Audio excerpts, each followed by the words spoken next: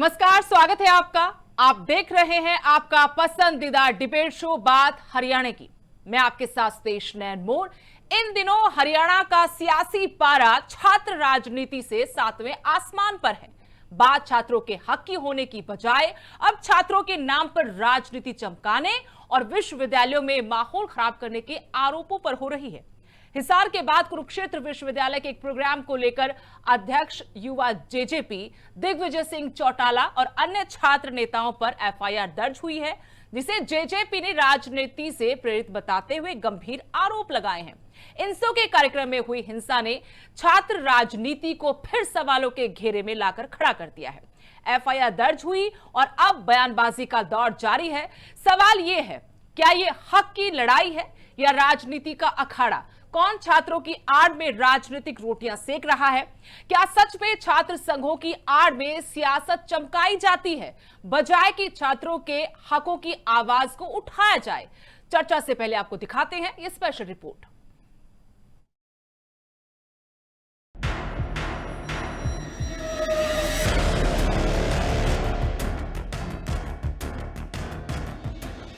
जननायक जनता party के युवा प्रदेश अध्यक्ष दिग्विजय सिंह चौटाला पर हिसार के बाद अब कुरुक्षेत्र में मामला दर्ज किया गया है। उन पर कुरुक्षेत्र यूनिवर्सिटी की प्रॉपर्टी को नुकसान पहुंचाने और हंगामा करने के आरोप है। मामले में जेजेपी की छात्र इकाई इनसो के अन्य पदाधिकारियों को भी नामजद किया गया है। मामला दरअसल 7 अप्रैल का है। केयू के डॉक्टर आर.के. सदन में हुए जेजेपी के प्रोग्राम से जुड़ा हुआ ये मामला है। आरोप है कि दिग्विजय सिंह चौटाला ने सोशल प्रोग्राम की आड़ में राजनीति की और यहां प्रॉपर्टी को नुकसान पहुंचाया। केयू के चीफ सिक्योरिटी ऑफिसर की ओर से 17 अप्रैल को केयू के थाना पुलिस को शिकायत की गई थी। वहीं इस कार्रवाई से पहले केयू प्रशासन ने अपने हिंदी डिपार्टमेंट के असिस्टेंट प्रोफेसर अजायब सिंह को भी सस्पेंड किया था। यहाँ छात्र संवाद कार्यक्रम करने के बाद दिग्विजय सिंह चौटाला को जीजेयू हिसार में भी कार्यक्रम करना था, लेकिन यहाँ हुए हंगामे के बाद उन्हें यहाँ अनुमति नहीं दी गई। इनसो कार्यकर्ताओं को वहाँ कुलपति कार्यालय में जबरदस्ती घुसने की कोशिश की तो वहाँ भी दिग्विजय सिंह चौटाला पर एफआईआर दर्ज की गई थी। इसमें 6 से ज्यादा नेताओं को पुलिस ने गिरफ्तार किया था।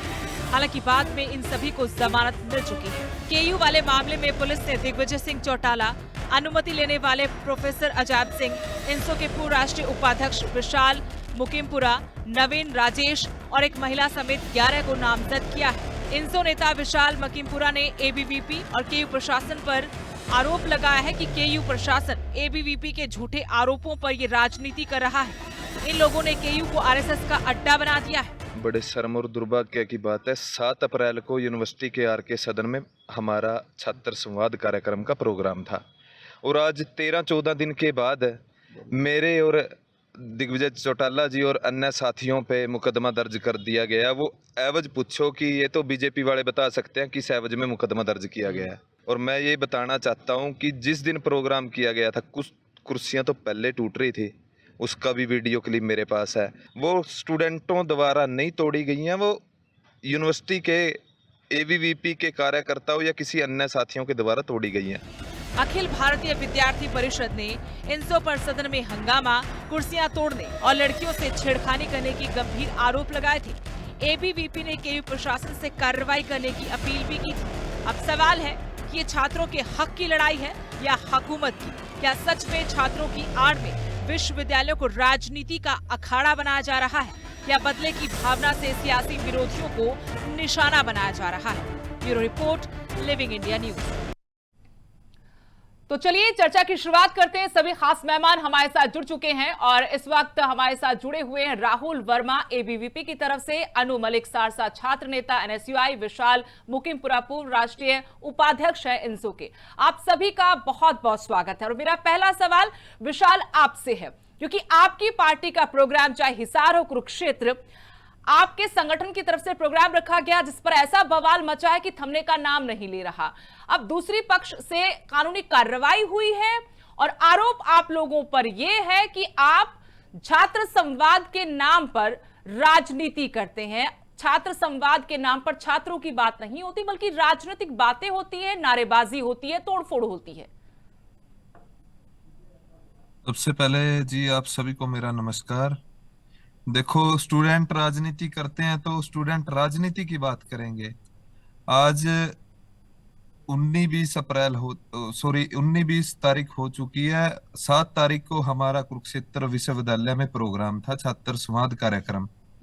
लेकिन 15-20 दिन हो जाने के बावजूद एफआईआर दर्ज होती है। क्या उस दिन का प्रशासन कहाँ था कि वो तोड़ फोड़ छेड़खानी के आरोप प्रत्यारोप लगाते हैं कि उन्होंने 7 तारीख की बजाय 8 को करा देते, 9 को करा देते। और वो तोड़ फोड़ हमारे इंसो के साथियों के जिनके ऊपर एफआईआर दर्ज है, ना उन्होंने की, ना दिग्विजय जी ने की, ना विशाल ने की, ना किसी जसविंदर ने की।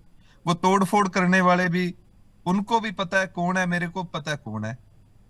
और मैंने तो इस चीज का भी हर्जाना पे कर चुका था और पे भी कर दिया था। फिर भी जो आनंद कुमार सीएसओ साहब हैं, प्रोफेसर जी हैं, वो प्रोफेसर बाद में है और एबीवीपी छात्र संगठन के प्रदेश के उपाध्यक्ष हैं। उनके द्वारा हमारे ऊपर एफआईआर दर्ज की शिकायत दर्ज की गई है, जो सरासर गलत है। वो राजनीति कर रहे हैं और राजनीति हमारे ऊपर खेल रहे हैं। अच्छा, मैं आगे बढ़ूं, राहुल वर्मा से सवाल करूं। जरा आप बताइए विशाल, कौन लोग हैं जिन्होंने आपके कार्यक्रम में आपके कार्यकर्ताओं की आड़ में तोड़फोड़ की? अगर आप लोगों को मालूम है तो कम से कम बाकी लोगों को मालूम हो, पुलिस प्रशासन तक वो बात जाए।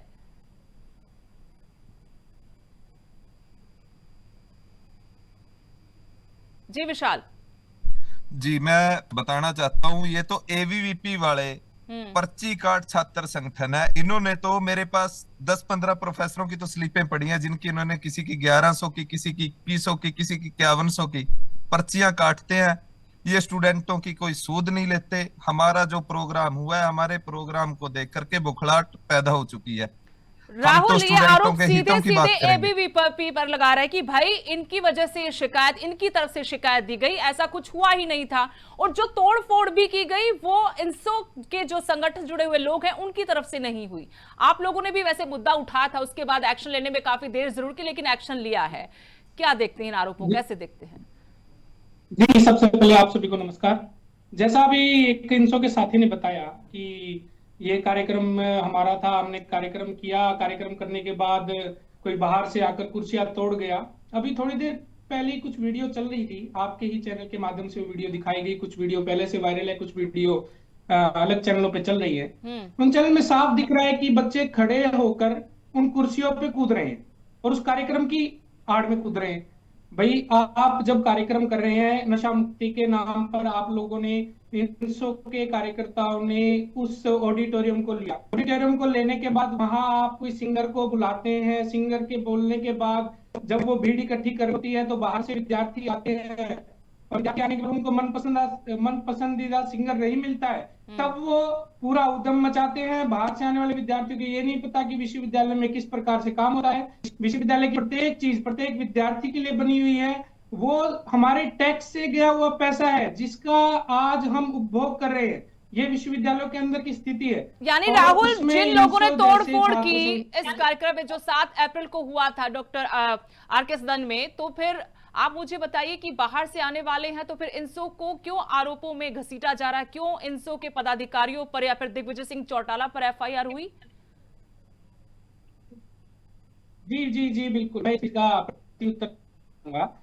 जब हम कोई भी स्टेज पर होकर जिस कार्यक्रम का संचालन करते हैं, हम उस कार्यक्रम के आयोजक होते हैं, तो सवाल उससे ही पूछा जाएगा जो आयोजक होगा। हम किसी अन्य छात्र से किस लिए पूछ लेंगे? हम किसी अन्य, और हमने तो इंसो से भी सवाल नहीं पूछा, हमने इंसो से सवाल नहीं पूछा, हमने पूछा प्रशासन से सवाल कि प्रशासन ने किसकी एवज में इस प्रकार का काम किया, किस प्रोफेसर ने आगे आकर उस विश्वविद्यालय के उस प्रांगण के उस ऑडिटोरियम को बुक किया और किस नाम पर किया। आप जवाब लीजिए कि छात्र संवाद कार्यक्रम था या नशा मुक्ति के नाम पर किया गया था। और उस नशा मुक्ति के कार्यक्रम के अंदर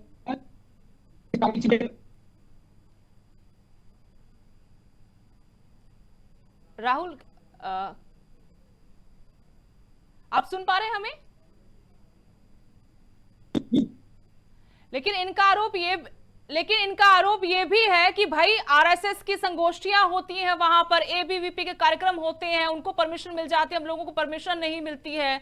और दूसरा, मैं आपसे पूछना चाहती हूँ कि ये सवाल बार बार सामने आ रहा है कि जीजेयू में जब जो भी तोड़फोड़ हुई, हिंसा हुई, या माहौल बिगड़ा, तुरंत एक्शन लिया गया, एफआईआर हो गई। यहां 7 अप्रैल के प्रोग्राम में जो घटना घटी उसके बाद 17 अप्रैल को एफआईआर क्यों होती है? आप लोगों ने सवाल नहीं पूछा जब आप मांग कर रहे थे कि एक्शन लिया जाए? देखिए, जब हमने प्रशासन से मांग की, पहला कार्यक्रम हुआ कुरुक्षेत्र विश्वविद्यालय के आके सदन के अंदर। उस कार्यक्रम के पश्चात वहां इस प्रकार की गतिविधियां देखी गई, कुर्सियां तोड़ी गई या कुर्सियों का नुकसान पहुंचाया गया। उस कार्य के सदन के अंदर किस प्रकार की आरएसएस एबीवीपी के विरोध में बातें की गई, हमें इस बातचीत से पक्का परहेज है। यदि आप प्रशासन के खिलाफ अपनी आवाज बुलंद करने आए हैं, आप कीजिए, हमने उसका विरोध नहीं किया, क्योंकि उनको परमिशन मिली है ना। इनशो का कार्यक्रम तभी हुआ जब उनको परमिशन मिली। इस प्रकार के चलचित्र जब मीडिया में चलते हैं, उसमें चलते हैं, तो जीजीयू के प्रशासन ने क्या सोचा वो उनकी मानसिकता है। लेकिन चौधरी बंसीलाल विश्वविद्यालय में स्वयं वहां भी ये प्रशासन से के लिए आए, जब ये इस प्रकार की प्रशासन का नहीं हुआ, लेकिन नहीं होती किसी प्रकार केस दर्ज सिग्नल थोड़ा वीक है, एक बार अगर आप थोड़ा वक्त लीजिए, उसको ठीक कीजिएगा, आपके पास फिर लौटते हैं। मैं अनु मलिक को शामिल करना चाहती हूँ। अनु मलिक सारसा हमारे साथ जुड़े हुए हैं एनएसयूआई की तरफ से। आप बताइए, सवाल मेरा आपसे ये है, जो घटनाएं घट रही हैं उससे एक बार फिर से ये सवाल जिंदा हुआ है कि भाई छात्रों की आड़ में राजनीति होती है, और क्यों जो हम बार बार ये बात उठाते हैं, चर्चा करते हैं कि छात्र चुनाव होना चाहिए ताकि छात्र राजनीति में आए और राजनीति में कुछ सुधार हो, प्रदेश का सुधार हो, देश का सुधार हो। लेकिन अगर इस तरीके से हिंसा होती है तो फिर सवाल भी उठते हैं। मैं आपसे समझना चाहती हूँ कि आप वाकई में जो विश्वविद्यालय है उनके परिसर का इस्तेमाल राजनीतिक दल अपने फायदे के लिए करते हैं, छात्रों के कंधों पर बंदूक चलाकर वो अपना मोटिव सीधा करना चाहते हैं, हासिल करना चाहते हैं? नमस्कार। सबसे पहले तो आप सभी को, यानी मेरी अनु मलिक सारसा की प्यार भरी नमस्कार। देखिए, सबसे पहले तो मैं आपको स्पष्ट कर दूं कि एनएसयूआई या हम किसी प्रकार की तोड़फोड़ के हितैषी नहीं है, ना ही हम किसी प्रकार की तोड़फोड़ का समर्थन करते हैं। अगर इनसो के प्रोग्राम में कोई तोड़फोड़ हुई तो वो जांच का विषय है, पर लेकिन सोचने वाली बात यहाँ पर यह है कि ऐसी तोड़फोड़ या ऐसी घटनाओं का हल क्या है? क्या उनका हल एक क्रिमिनल केस है? अगर इनसो के प्रोग्राम में तोड़फोड़ हुई तो आप डिसिप्लिनरी एक्शन लीजिए, आप जांच करिए, कमेटी बनाइए, जो भी दोषी हैं उनको सजा मिलनी चाहिए, उनके ऊपर कुछ एक्शन होना चाहिए। पर लेकिन आप क्या कर रहे हैं? आप सीधा एफआईआर कर रहे हैं। इससे आप क्या साबित करना चाहते हैं? ये आपकी दमन की और छात्रों को डराने की राजनीति है। ये सीधा सीधा हमारे संविधान के अनुच्छेद 19 से अभिव्यक्ति की आजादी का हनन है। और सिर्फ इतना नहीं, इससे भी एक गंभीर मुद्दा है इन यूनिवर्सिटीज में ऑडिटोरियम्स की अलॉटमेंट का।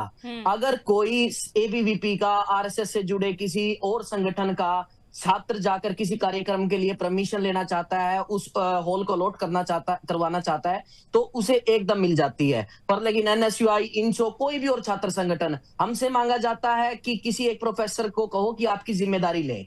अब जिस प्रोग्राम में 1000, 2000, 5000 बच्चे आएंगे, कोई प्रोफेसर उसकी जिम्मेदारी क्यों लेगा? और अगर कोई प्रोफेसर, मैंने प्रोफेसर डरते देखे हैं यूनिवर्सिटी में, मैं नाम नहीं लूंगा, पर किसी प्रोफेसर को हमने कहा था कि हमारे एक कार्यक्रम की आप परमिशन हमें दिला दीजिए। प्रोफेसर ने कहा कि मेरे पास 6 महीने बचे हुए हैं, ये मेरी पेंशन अटका देंगे। आज ये उनकी चिंता तो जायज है ना अनु, आप भी समझेंगे कि उनकी नौकरी का सवाल है, वहां कोई भी आकर उड़दंग कर जाएगा, चाहे आपके कार्यकर्ता या कोई उसकी आड़ में कोई बाहरी है। तो ये डर आरएसएस के प्रोग्राम में बाहरी बच्चों को, बाहरी छात्रों को कौन रोकेगा? वो हमारा काम थोड़ी है, वो यूनिवर्सिटी की सिक्योरिटी का काम है। आरएसएस के जब प्रोग्राम होते हैं, आरएसएस के जितने प्रोग्राम हैं, मैं आपको आज का ही उदाहरण दूंगा। कुरुक्षेत्र विश्वविद्यालय से थोड़ा हटके है, दिल्ली विश्वविद्यालय के शिवाजी कॉलेज में आज आरएसएस की कोई संगोष्ठी थी, कोई समन्वय कार्यक्रम, उसका प्रचार वहां की प्रिंसिपल कर रहे हैं, उसका प्रचार यूनिवर्सिटी के प्रोक्टर कर रहे हैं। ये एक संस्थानों को डैमेज करने का, संस्थानों में आरएसएस की विचारधारा घुसा देने का इन्होंने एक षड्यंत्र रचा हुआ है। जो भी एनएसयूआई का या किसी भी विपक्षी संगठन का कोई भी छात्र कोई कार्यक्रम आयोजित करना चाहता है, कोई कैसा ही कार्यक्रम, उस पे ये रोक लगा देते हैं उसको, या फिर ये सही से जो इंफ्रास्ट्रक्चर है वो अवेलेबल नहीं होने देते, तरह तरह की अड़चने लगा देते हैं। अब आती है इन चीजों के हल की बात। इन चीजों का हल है छात्र चुनाव। अभी आप मुझसे पूछ रही थी कि छात्र राजनीति करते हैं। आप एक बात बताइए कि जब राजनीति हम छात्रों का भविष्य तय करती है, हम छात्रों को कल जाकर कोई नौकरी मिलेगी या नहीं मिलेगी, हम छात्र किसी रोजगार पे अपने पांवों पे खड़े होंगे या नहीं, जब राजनीति हम छात्रों का भविष्य तय कर रही है तो हम छात्र राजनीति का भविष्य क्यों ना तय करें? और रही छात्र चुनावों से जुड़ी हुई हिंसा की बात, जब हरियाणा में छात्र चुनाव 1995 से बंद है, 2018 के अंदर एक बार छात्र चुनाव हुए, वो भी इनडायरेक्ट।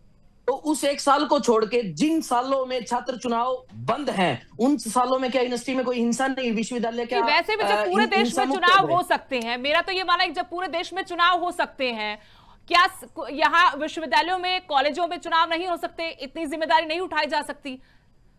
यही तो हमारा प्रश्न है कि प्रशासन इन जिम्मेदारियों से भागना चाहता है। इनका अगर विश्वविद्यालय में छात्र संघ चुनाव हो गए, छात्र संघ वहां पर आ गया और छात्र संघ को अपनी ताकतों का पता लग गया, तो उन्हें पता है कि आरएसएस और संघ की जो मानसिकता ये थोपने का प्रयास कर रहे हैं विश्वविद्यालयों में, छात्र इनको घुटनों के बल ले आएंगे। राहुल के पास चलते हैं। राहुल वर्मा जी, क्योंकि आरोप सीधे सीधे आपके ऊपर ज्यादा लगाए जा रहे हैं, आपके छात्र इकाई के ऊपर ज्यादा लगाए जा रहे हैं। वो कह रहे भाई हमारे साथ दोहरा व्यवहार अपनाया जा रहा है कि जब एबीवीपी का कार्यक्रम हो तो फटाफट से सारी परमिशन पूरी हो जाती, सारे इंतजाम भी हो जाते हैं, हम लोगों को पहले तो परमिशन ही नहीं मिलती, और जब परमिशन दे भी जाती है तो वहां इंतजाम पर्याप्त नहीं होते हैं। क्या ऐसा दोहरा रवैया है, या फिर यहां फिर से जो विपक्षी पार्टियों के जो छात्र संघ के नेता हैं या छात्र संघ हैं वो सिर्फ राजनीति चमका रहे हैं, राजनीति कर रहे हैं? सच्चाई क्या है? के मुंह से आपने स्वयं ही सुन लिया। 2000 में जब इलेक्शन हुए, उसका स्वयं विश्वविद्यालय अध्यक्ष आते ही मैंने छाती में कदम रखा।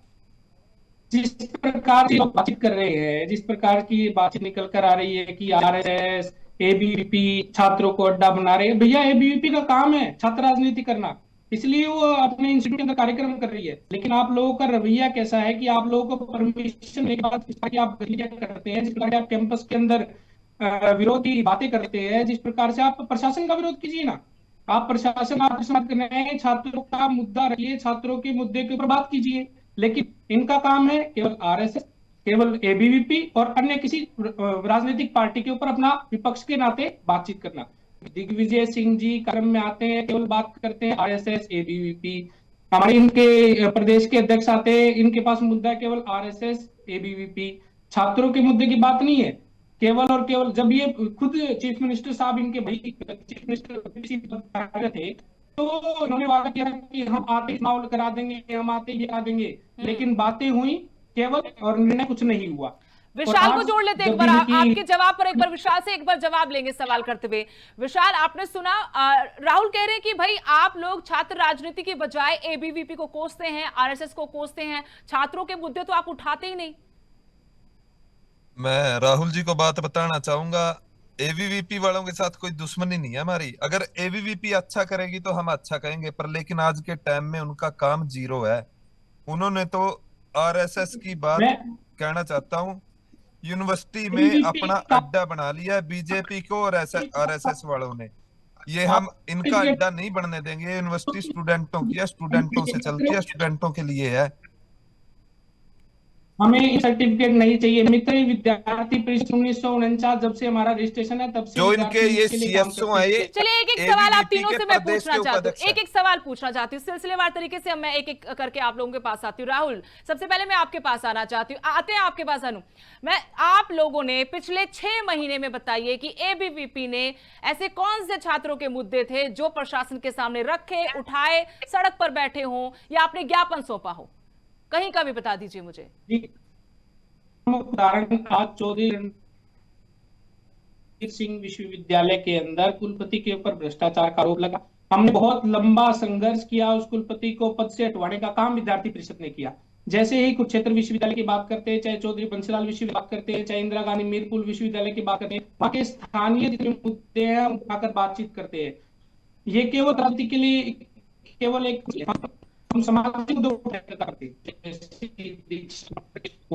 लेकिन जब विपक्षी राजनीतिक दलों की तरफ से कोई छात्र संगठन कहीं पर मुद्दा उठाता तो उस पर तो राजनीति करने का आरोप लग जाता है। हिसार में बैठे थे सब लोग, बच्चे बैठे थे, वहां पर सिर्फ 1-2 संगठन ही विपक्ष के संगठन थे, सत्ता पक्ष की तरफ से कोई भी नहीं था। तो इस तरह की राजनीति क्यों? छात्र तो हर घर से मुझे लगता है कोई कांग्रेस का वर्कर होगा, कोई एनएलडी का होगा, कोई जेजेपी का होगा, कोई बीजेपी का होगा, नहीं? इसका स्पष्ट आपके सामने रह जाता हूँ। जैसा आप मेज अपने संगठन की बनाएंगे वैसे ही विद्यार्थी आपके साथ जुड़ते चले जाएंगे, स्पष्ट बात है। लेकिन जब उनकी मांगे लगे कि जायज है तब साथ नहीं आना चाहिए सभी संगठनों को? सभी संगठनों को साथ आना चाहिए, मैं इस बात को स्वीकार करता हूँ। आज ही छात्र समाज के एबीवीपी को कटाक्ष करके गालियां दे रहे हैं, आज ही छात्र संघ के हम बच्चों इकट्ठा करके आरएसएस और बीजेपी एबीवीपी के खिलाफ काम कर रहे हैं। तो ये की मानसिकता है, आप ये दोहरी मानसिकता छोड़िए, फिर मैदान में देखते हैं कि छात्रों के मुद्दे के लिए हम भी आपके साथ अनु मलिक सारसा, हाँ जी, आप कुछ कहते हैं और बताइए कि क्या आपके संगठन की तरफ से मुद्दे उठाए जाते हैं या फिर संगोष्ठियां होती तो उसमें राजनीतिक बातें होती हैं?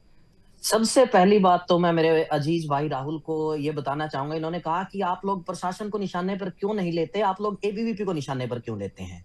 हम एबीवीपी और प्रशासन दोनों को निशाने पर लेते हैं। इसका कारण ये है कि जब एक संगठन को विश्वविद्यालय प्रशासन द्वारा अनरीजनेबल फेवर्स दिए जाते हैं तो हम प्रशासन का और उस संगठन का दोनों का विरोध करेंगे।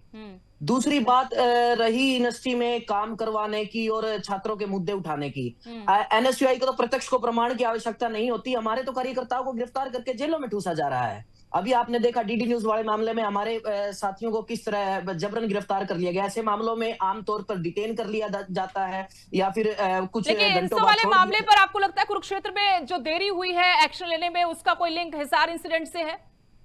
बिल्कुल है, बिल्कुल है। पहली बात तो जब कुरुक्षेत्र का इनसो में प्रोग्राम हुआ, उसमें जो भी हुआ उस पर अगर आप इतने ही तत्पर थे कार्रवाई करने के लिए तो आपने उसी दिन एफआईआर क्यों नहीं कर दी। दूसरा, उसके बाद जब हिसार में हुआ, हिसार के बाद इन्होंने इस तरफ से दबाव बनाना था तो सरकार की शह पर प्रशासन ने ये कार्रवाई की है, इनके ऊपर एफआईआर की है। आप मेरे को एक बात बताइए, यूनिवर्सिटी का मामला है, यूनिवर्सिटी प्रशासनिक कार्रवाई करे, यूनिवर्सिटी एक्शन ले, इसमें क्रिमिनल ऑफेंस कहां से आ गया? जब मेरा भाई विशाल यहाँ बैठा ये बता रहा है कि इन्होंने हर्जाना भी भुगता है प्रोफेसर के खिलाफ, दिखा भी रहे टीवी स्क्रीन पर जिसमें पैसे पे किए गए, तो बात खत्म। अब आप इसके ऊपर एक एफआईआर, क्रिमिनल ऑफेंस बनता ही नहीं। ये मामला कोर्ट में जाने के बाद तो 2 दिन भी नहीं टिकेगा। पर लेकिन यहाँ विशाल, छोटा सा सवाल, छोटा सा जवाब, क्या वाकई में दमनकारी नीति अपनाई जा रही है? आप राजनीतिक बात मत कीजिएगा। बिल्कुल जी, बिल्कुल। स्टूडेंटों के साथ मतलब राजनीति की जा रही है, स्टूडेंटों को टारगेट किया जा रहा है। हमारे प्रोग्राम में जो स्टूडेंट आए थे, अच्छा स्टूडेंटों की बात छोड़ो जी, एंकर का क्या कसूर है? उस एंकर के ऊपर भी इन्होंने पर्चा दर्ज कर दिया जी। चलिए, बहुत बहुत शुक्रिया, मेरे पास वक्त की कमी है, बहुत अच्छा लगा, लेकिन छात्र पर राजनीति नहीं, छात्र राजनीति होनी चाहिए, बस इतना सा हम चाहते हैं कि छात्र राजनीति हो, छात्रों पर राजनीति ना हो। फिलहाल बात हरियाणा के डिबेट शो में इतना ही। नमस्कार।